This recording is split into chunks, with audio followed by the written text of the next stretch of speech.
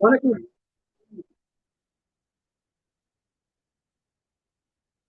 మనకి ఇక్కడ మనం చూస్తున్నాం ఏంటంటే, మరి ఈ శ్రమలు గుండా మనం వెళ్ళే సమయంలో దేవుడు మనకు తోడుగా ఉండి అనేక విషయాలు మనకి నేర్పిస్తుంటాడు. మొదటి తెస్సలోనిక పత్రికలో కొన్ని విషయాలు మనం నేర్చుకుందాము. మొదటి తెస్సలోనిక పత్రిక మరి మూడో అధ్యాయము మూడో అధ్యాయము 3-4 వచనాలను చదువుకుందాం. First Thessalonians chapter 3 verses 3 and 4. That no man should be moved by these afflictions, for yourselves know that we are appointed thereto. అంటే దాని అర్థం ఏంటంటే, మనము శ్రమల కొరకు నియమించబడ్డాము అని దీని అర్థం. వీఆర్ అపాయింటెడ్ ఫర్ ట్రిబులేషన్ కదండి. ఇదంతా గొప్ప మాట అండి. అంటే దేవుడు మనల్ని ప్రేమిస్తున్నాడు. అయితే మనం ఏమనుకుంటామంటే మనకు అంతే మేలు కలగాలి. అందుకోసమే చాలా సంఘాలు మనం చూస్తుంది. పెద్ద పెద్ద సంఘాల్లో ఏం చెప్తుంటారంటే దీవెనలు దీవెనలు దీవెనలు చెప్తారు. బ్లెస్సింగ్స్ బ్లెస్సింగ్స్ బ్లెస్సింగ్ అని చెప్తుంటారు. అందరికి అక్కడికే వెళ్తుంటారు. ఎందుకంటే మరి అక్కడికి వెళ్తే బ్లెస్సింగ్స్ వస్తాయని చెప్పేసి అనుకుంటారు. కానీ బ్లెస్సింగ్స్ దేవుడు మనకు ఆల్రెడీ ఇచ్చేసినాడండి. బ్లెస్సింగ్స్ మనకి దేవుడు మనకి బ్లెస్ చేస్తున్నాడు. ఎస్ బ్లెస్టర్స్. ఎఫ్ఎస్సి మొదటి అధ్యాయంలో మనం చూస్తాం ఏంటంటే మరి అక్కడ ఆ దేవుడు మనల్ని ప్రేమించినాడు. అంతేకాకుండా దేవుడు మనకి ప్రతి మేలు ఇచ్చినాడని చెప్పేసి, దేవుళ్ళు ఇచ్చినాడని చెప్పేసి ఎఫ్ఎస్సి మొదటి అధ్యాయంలో మరి మొదటి 2-3 వచనాలను మనం చదువుకుంటాం. కనుక దేవుని పిల్లారా, మనకి దేవుడు మనకి బ్లెస్సింగ్స్ ఇచ్చినాడు. ఆయన అన్ని మేలు చేస్తుంటాడు. అయితే దేవుని పిల్లారా, ఇక్కడ ఏం చూస్తున్నామంటే మరి దేవుడు మనకి శ్రమలు పొందుకోవటానికి కూడా మనకి ఏమి ఇచ్చినాడంటే మనకు ఆధిక్యత ఇచ్చినాడు. ఈజ్ అపాయింటెడ్ అస్. అంటే యేసు ప్రభు యొక్క శ్రమల్లో పాల్గొంటకు వీఆర్ అపాయింటెడ్.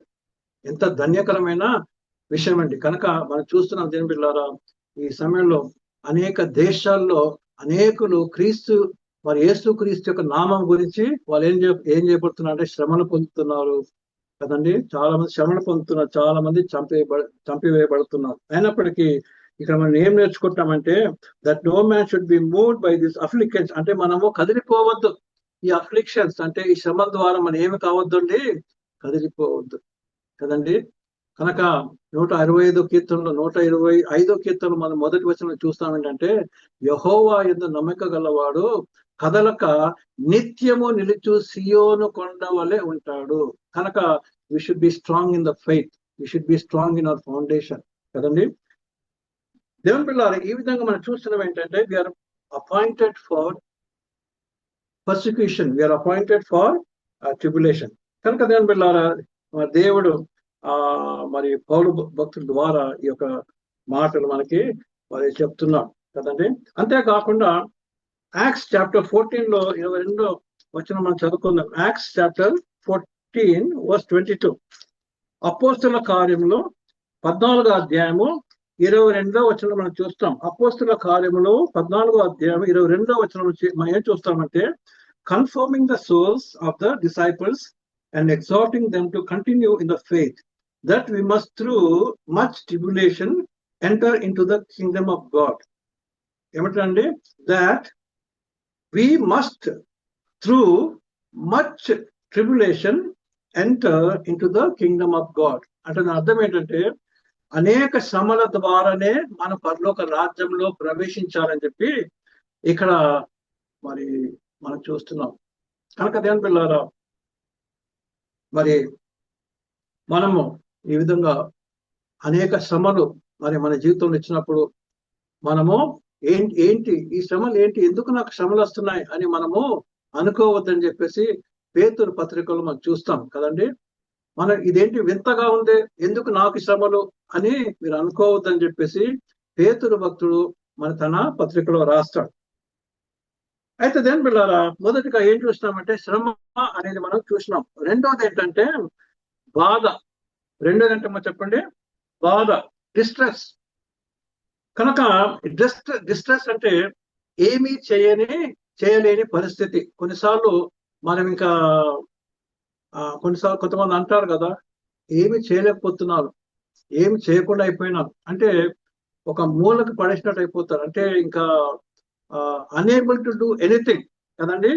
కానీ దేవుని పిల్లరా, మనము ఎటువంటి పరిస్థితుల్లో ఉన్నా దేవుడు మనకి తోడుగా ఉంటాడు. దేవునికి స్తోత్రం. ఎందుకంటే మన జీవితంలో మరి దేవుడు మనకి ఇటువంటి పరీక్షలు పెట్టినప్పుడు వాటిలో గుండా మనము మరి వెళ్ళాలి. అంతేకాకుండా మరి మనము సక్సెస్ గా ఉండాలని చెప్పేసి మనం చూస్తున్నాం.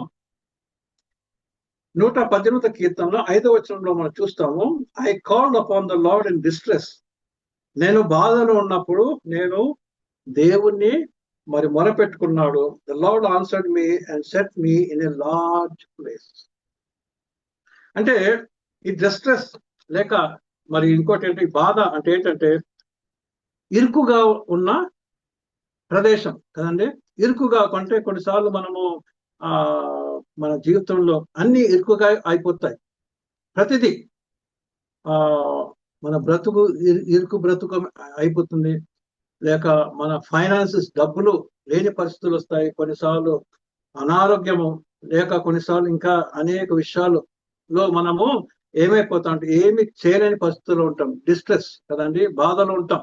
ఎందుకంటే మనము యేసయ్య చెప్పినట్టు ఆయన మార్గంలో మనం వెళ్తున్నాం. ప్రైజ్ ది లార్డ్, హల్లెలూయా.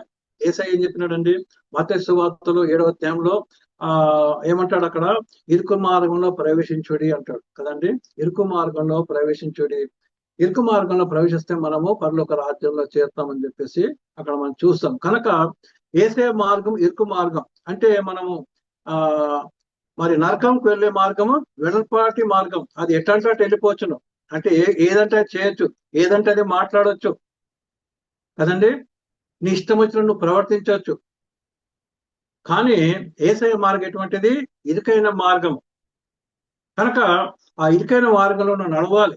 నేనే మార్గమును సత్యమును జీవం అని యేసయ్య అన్నాడు కదండి. కనుక ఆయన మార్గంలో మనం నడవాలి. ఆయన మార్గంలో నడిచే సమయంలో మనకి బాధలు వస్తాయి కదండి. బాధలు వచ్చినప్పుడు మనము తట్టుకొని ముందుకు మనము వెళ్ళాలి. కనుక ఇటువంటి బాధల్లో ఉన్న వారికి మరి దేవుడు తను మర్చిపోయేవాడు కాదండి. మన దేవుడు మనల్ని మర్చిపోయేవాడు కాదు. యెషయా 41:10 మనం చదువుకుందాం. యెషయా 41:10. Isaiah chapter 41 and verse 10. Fear not thou, I am with thee. Be not dismayed, for I am thy God. I will strengthen thee. Yes, I will help thee. Yes, I will uphold thee with the right hand of my righteousness. ప్రభు ఇక్కడ ఏమంటా అంటే నువ్వు బాధపడదు అంటున్నా. ఎందుకంటే నేను నీ దేవుడును, నేను నీ దేవుడనై ఉన్నాను. ఐ విల్ స్ట్రెంగ్థెన్ ది అంటే నేను బలపరుస్తాను. అంతేకాకుండా నీకు సహాయం చేస్తాను. మరి నా దక్షిణ హస్తము చేత నేను ఎత్తుకుంటాను అన్నాడు. కనుక దేవుని బిడ్డలారా, నీతి అను నా దక్షిణ హస్తం అని అక్కడ చూస్తాం కదండి. కనుక దేవుని బిడ్డలారా, మనం బాధలు ఉన్నప్పుడు దేవుడు మనల్ని వదిలిపెట్టేవాడు కాదు కదండి. మత్తయి సువార్తలో ఇంకో మాట చదువుకుందాం. మత్తయి సువార్తలో 5వ అధ్యాయము 4వ వచనం మనం చూస్తామండి.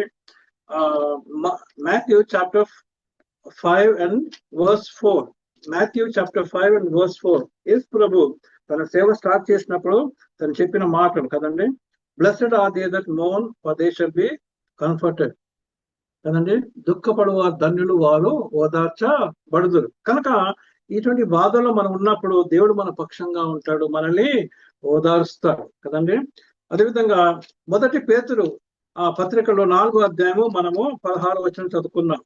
1 Peter chapter 4 and verse 16. 1 Peter chapter 4 and verse 16. ఇందులో మనం చూస్తాం ఏంటంటే,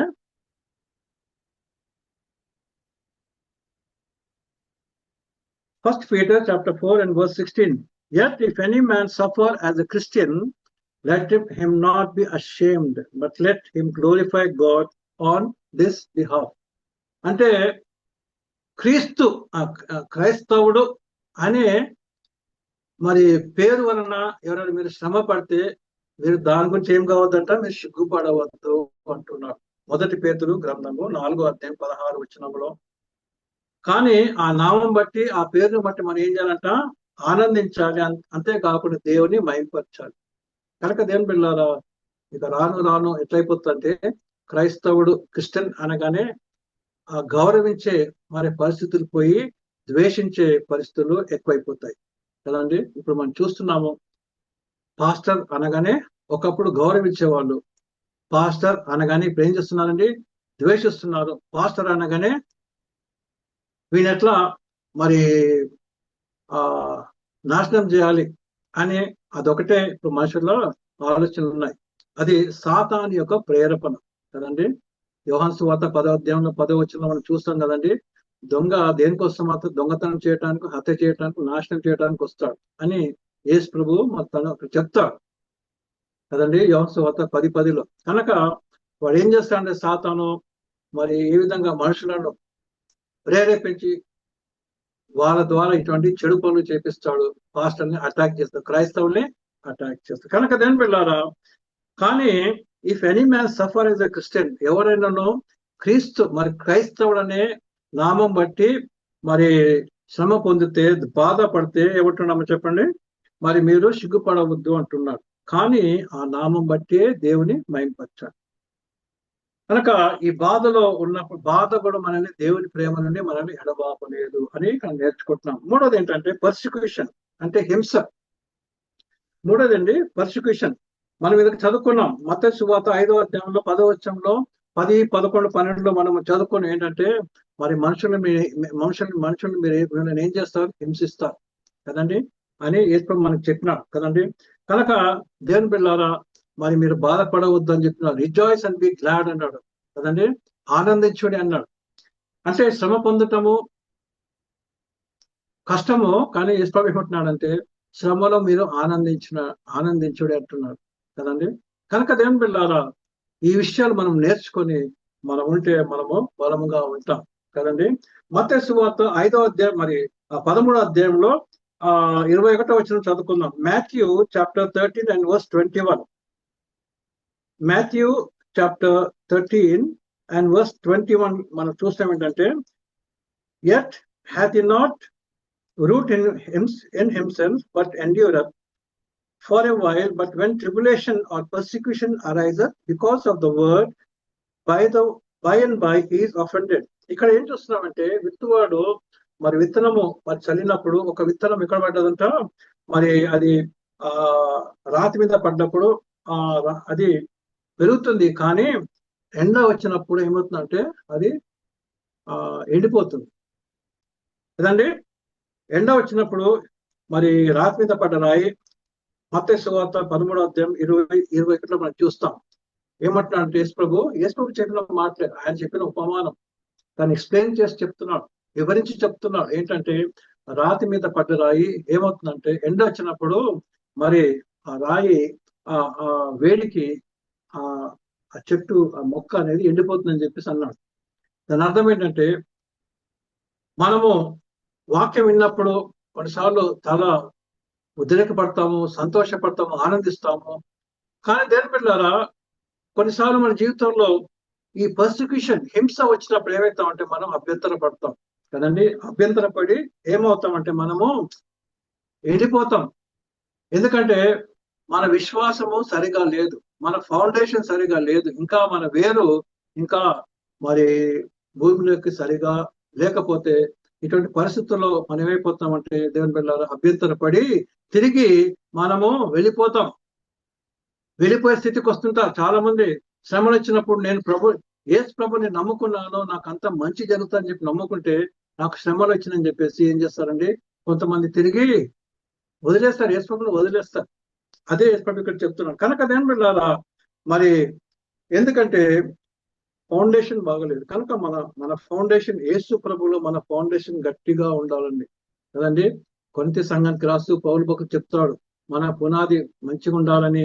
ఆ పునాది ఎవరు, క్రీస్తే అని చెప్తాడు కదండి. కనుక మన ఫౌండేషన్ గట్టిగా ఉండాలి. యోహాను సువార్తలో 15వ అధ్యాయం 20వ వచనం చదువుకుందాం. యోహాను సువార్త 15వ అధ్యాయము 20వ వచనం మనం చూస్తాం. John chapter 15 and verse 20. John chapter 15 and verse 20లో మనం చూస్తాం ఏంటంటే, remember the word that I said unto you, the servant is not greater than the Lord, greater than his Lord. If they have persecuted me, they will also persecute you. If they have kept my saying, they will keep yours also. ఇక్కడ ఏం చూస్తున్నామంటే, మరి యేసు ప్రభు ఏమంటున్నాడంటే, నన్ను ద్వేషించినారు గనక మిమ్మల్ని కూడా ద్వేషిస్తారు, నన్ను హింసించినారు గనక మిమ్మల్ని కూడా హింసిస్తారని తను చెప్పినాడు. కనుక దేని వెళ్ళారా, హింసలు వచ్చినప్పుడు మరి మనకి ఎందుకు హింసలు అని మనము చెప్పడానికి వీలేదు. ఎందుకంటే యేసు ముందుగానే చెప్పినాడు, ఇదే మన ఫౌండేషన్ గట్టిగా వేసుకొని మనము ఉండాలండి. దేవునికి స్తోత్రం. కనుక దేని వెళ్ళారా, మరి హింసలు వచ్చినప్పుడుగా ప్రభుని నమ్ముకోవాలి. ఎందుకంటే ప్రభు ముందుగానే చెప్పినాడు, ఎందుకంటే నన్ను ద్వేషించినారు, నన్ను హింసిస్తారు కనుక మిమ్మల్ని కూడా ద్వేషిస్తారు, మిమ్మల్ని కూడా మరి ఏం చేస్తారు, హింసిస్తారు, మిమ్మల్ని కూడా చంపేస్తారు కదండి. కనుక దేని పిల్లారా, హింస వచ్చినప్పుడు కూడా హింస కూడా మనల్ని దేవుడి ప్రేమ నుండి, మనల్ని క్రీస్తు ప్రేమ నుండి మనల్ని ఎడబాపు చేయలేదు. నాలుగోది ఏంటంటే కరువు, ఫ్యామిన్ కదండి. నాలుగోది ఏంటంటే ఫ్యామిన్. మత్తయి సువార్త 24వ అధ్యాయంలో 8వ వచనం మనం చదువుకుంటాం. Matthew chapter 24 and verse 8. దానిలో ఏమి చూస్తామంటే అక్కడక్కడ కరువులు వస్తాయని చెప్పేసి మనం చదువుకుంటాం కదండి. అక్కడక్కడ కరువులు వస్తాయని చెప్పేసి మనకు తెలుసు కదండి.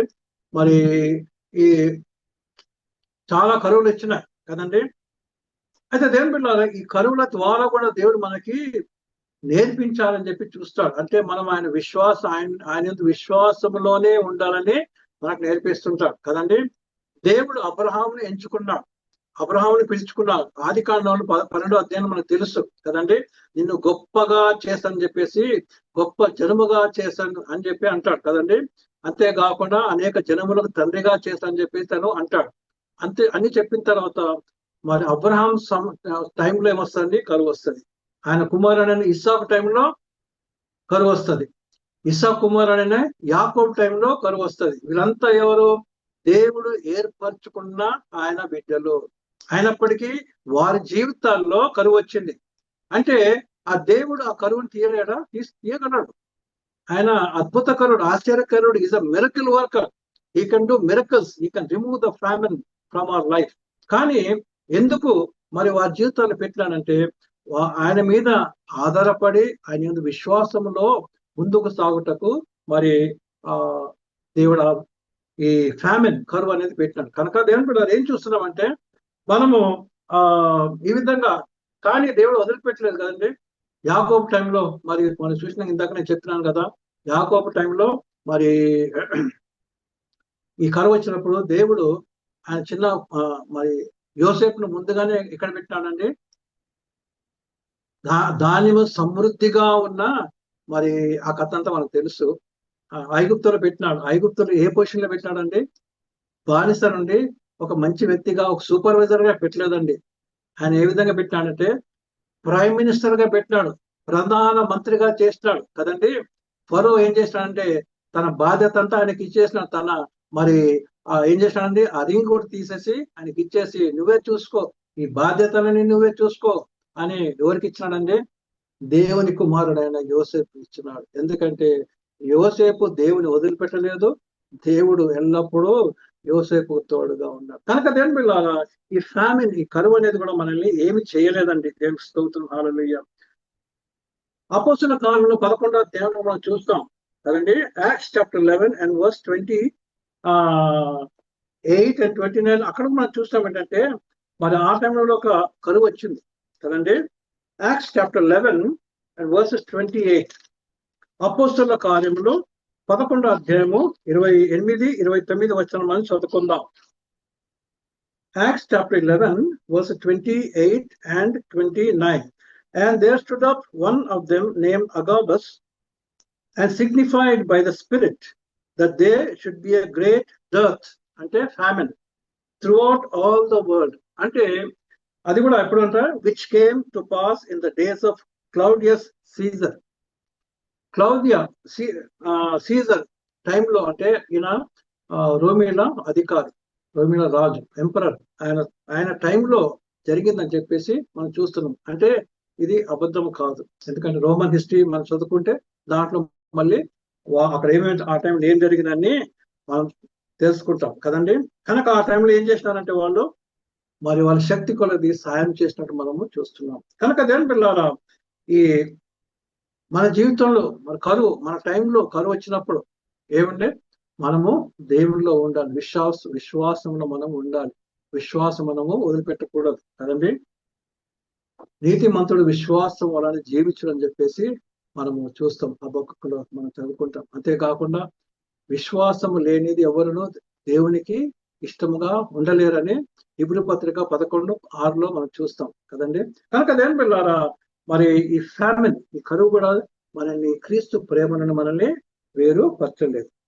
ఆ తర్వాత ఏం చూస్తామంటే వస్త్రహీనత కదండి. వస్త్రహీనత అంటే నేకెడ్నెస్.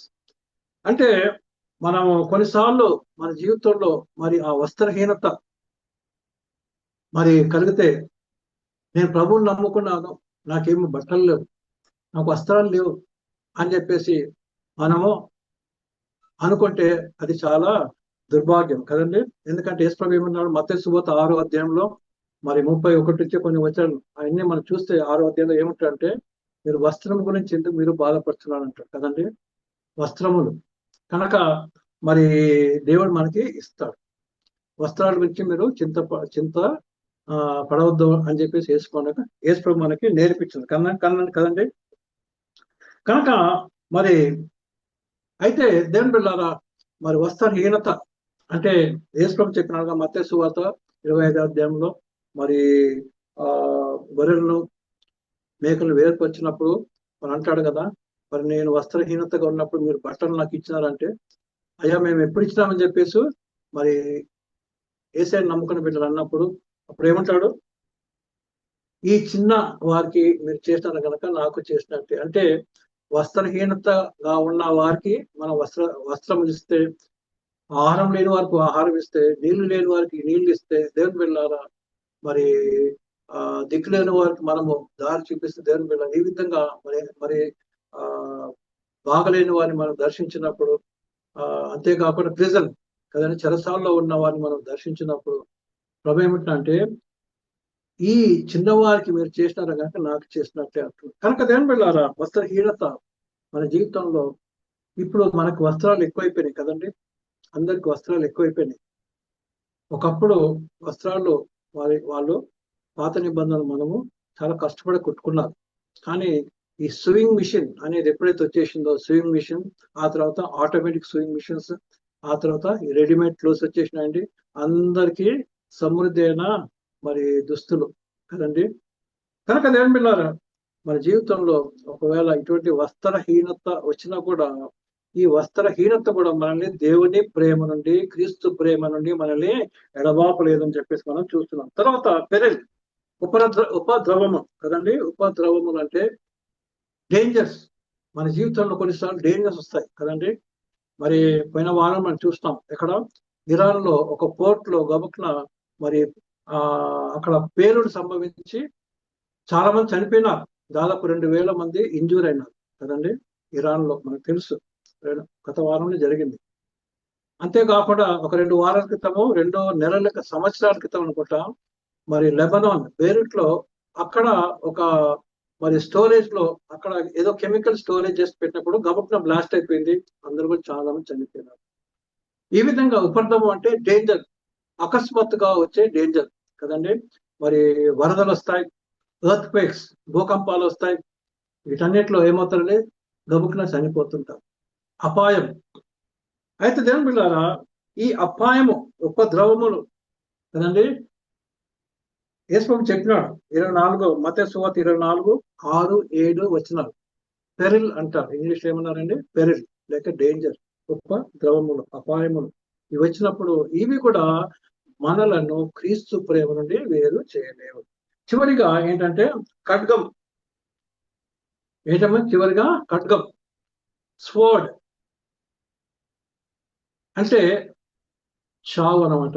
స్వర్డ్ అంటే ఏంటి, చావు. మత్తయి సువార్తలో 24వ అధ్యాయంలో 9వ వచనం మనం చూస్తాం. అంటే యేసుప్రభు మనకు ఇవన్నీ యేసుప్రభు చెప్పిన మాటలు ఆయన ముందుగానే మనకు చెప్పినాడు. అంటే ఇవన్నీ వస్తాయి కనుక మీరు జాగ్రత్తగా ఉండండి అని చెప్పినాడు. మాథ్యూ చాప్టర్ 24:9 ఇక్కడ ఏం చూస్తాము, then shall they deliver you up to be afflicted and shall kill you. ఏం చేస్తారు, మేము అప్పగిస్తారు, మేము చంపేస్తారు. And you shall be hated of all nations for my name's sake. ప్రపంచంలో అన్ని దేశాలు ఏం చేస్తారంట, క్రైస్తవులని ద్వేషిస్తారు. ఎందుకు? క్రీస్తు నామం కలిగి ఉన్నారు కనుక. క్రిస్టియన్ అంటే one who follows Christ. Christian అంటే వన్ హూ హ్యాస్ క్రైస్ట్ కదండి.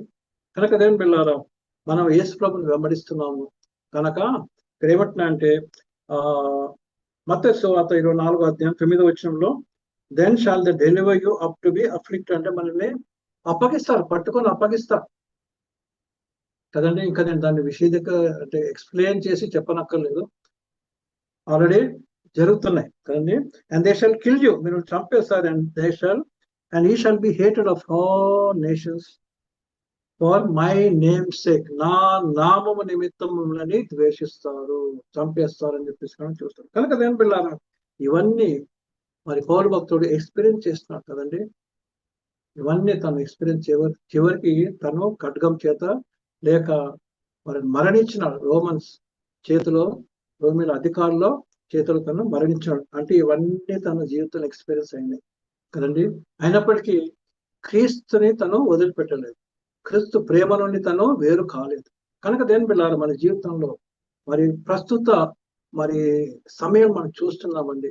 ఇవన్నీ మన జీవితంలో మరి స్టార్ట్ అయినాయి కదండి. క్రైస్తవులను చాలా హింసిస్తున్నారు, మరి ద్వేషిస్తున్నారు. ఎన్నడూ లేనిది ఇప్పుడు ఎక్కువైపోయింది కదండి, ఎక్కువైపోయింది. మీకు అందరు తెలుసు కదండి.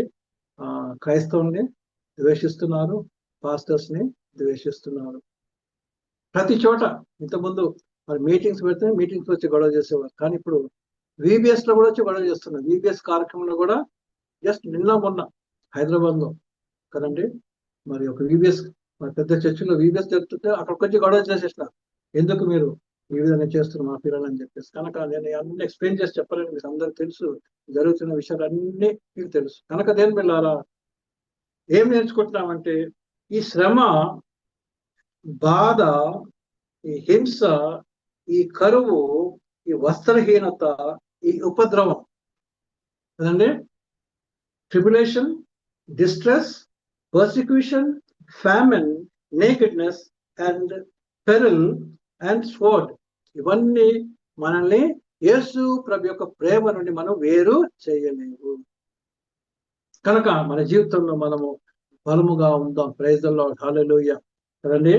మరి రోమన్స్ చాప్టర్ 8 వర్స్ 35 కదండి నా వాక్య భాగం. రోమన్స్ చాప్టర్ 8 వర్స్ 35, రోమిలకు రాసిన పత్రిక 8వ అధ్యాయము 35వ వచనంలో మనం ఏం చదువుకుంటున్నామంటే, మరి ఈ శ్రమ అయినా, బాధ అయినా, హింస అయినా, కరువైన, వస్త్రహీనత, ఉపద్రవం, కడుగు, ఇవేవి కూడా మనం 39వ వచనంలో మనం నేర్చుకుంటే ఏంటంటే, ఇవేవి కూడా మనలను క్రీస్తు ప్రేమ నుండి వేరు చేయలేవు. కనుక మరి మనము క్రీస్తులో బలముగా ఉందాం, విశ్వాసంలో బలముగా ఉందాం, మన ఫౌండేషన్ ఇంకా బలముగా మనము వేసుకొని మనం ముందుకు వెళ్దాం.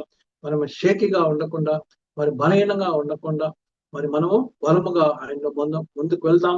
మరి దేవుడు మరి మమ్మనిస్తున్న ఉన్న ప్రతి పాస్టర్ గారిని, వారి కుటుంబాన్ని, వారి సంఘాన్ని, సంఘస్థులందరూ దీవించిన గాక. మరి ఒకరు మన గురించి మనం ప్రార్థన చేసుకుందాం. నా గురించి కూడా ప్రార్థన చేయండి, నా గురించి కూడా ప్రార్థన చేయండి. మరి మెస్సియా చర్చ్ హైదరాబాద్ లో ఉప్పల్లో మేము ఉంటున్నాం.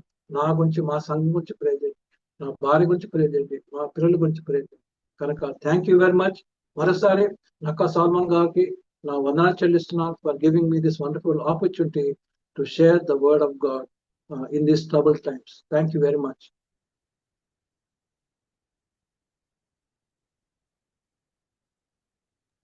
పాస్టర్ గారు వందనాలు పాస్టర్. చాలా యాప్ట్ గా ఈ టైం కు కావాల్సిన మెసేజ్ దేవుడు మీ ద్వారా తీసుకొచ్చారు.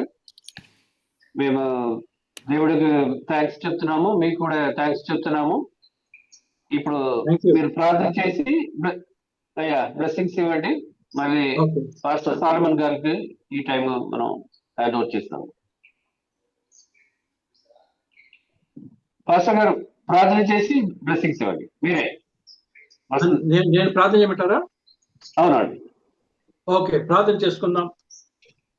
పరిశుద్ధుడా, మహోన్నతుడా, మా దేవా, మా తండ్రి, ఈ దినమునైనా మా ministries power pact pastors meeting లో మేము పాల్గొంటకు మీరు చూపిన కృపను బట్టి వందనాలు చెల్లిస్తున్నాం తండ్రి.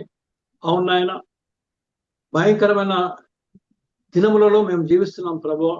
నాయన ప్రభా, మరి సేవకులను, మరి విశ్వాసాలను, సంఘాలను ద్వేషిస్తూ నాశనం చేయాలని తండ్రి మరి ఎన్నో విధాలుగా తండ్రి మరి ఎన్నో పన్నాగాలు పంచు తండ్రి మరి దుండగలు తండ్రి నిన్ను ద్వేషించేవారు చేస్తున్న సమయంలో మేము ఉంటున్నాం కనుక తండ్రి నాయన మరి మేము నీ వాక్యములో ఉండే కృపను మాకు దయచేయండి ఆయన. మరి యోహాను సువార్తలో 15వ అధ్యాయంలో 5 నుండి 7 వచనాల వరకు నాయన మీరు చెప్పినారు తండ్రి, abide in me and I will be abide in you.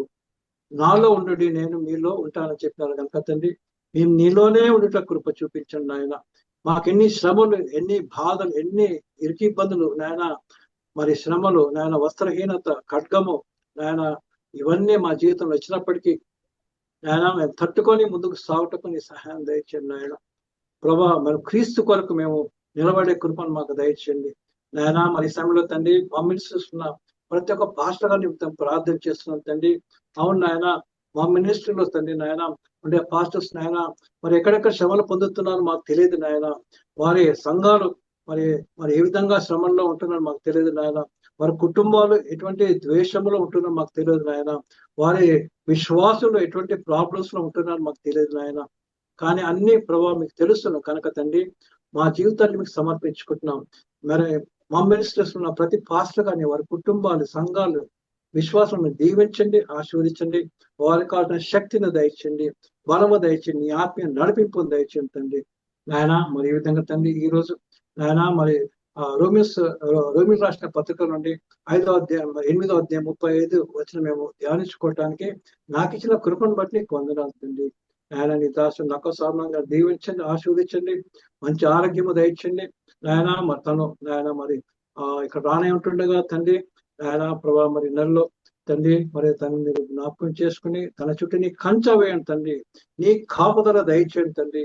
అంతేకాకుండా మరి ఆల్ఫ్రెడ్ కిన్స్లీ గాని కూడా దీవించి తనని తన కుటుంబ సభ్యులను దీవించి ఆశీర్వదించండి నాయన. ప్రభా మరి మమ్మల్ని మేము నీకు సమర్పించుకుంటున్నాం తండ్రి నాయన. కాచి కాపాడి భద్రపరచండి, నీలోనే మేము ముందుకు సాగటం కొరకు చూపించగలని మా రక్షకుడని యేసు క్రీస్తు నామమున నడుచున్నాము తండ్రి. దేవుని ప్రేమ, మన రక్షకుడని యేసు క్రీస్తు కృప, పరిశుద్ధాత్మని ఆదరణ మనందరికీ మరి ముఖ్యంగా హింసించబడుతున్న మరి ప్రతి ఒక్క బిడ్డకు, వారి కుటుంబాలకి ఇప్పుడు ఎల్లప్పుడూ తోడైయుండును గాక. ఆమేన్. Amen. Amen. Praise the Lord. Praise the Lord. Praise the Lord. Thank you so much for the wonderful word. And we're happy to see you all again. Aygarlu andariki vandanalu. Praise the Lord. May God bless you. And keep you safe and secure till we meet next week. Amen. God bless you all.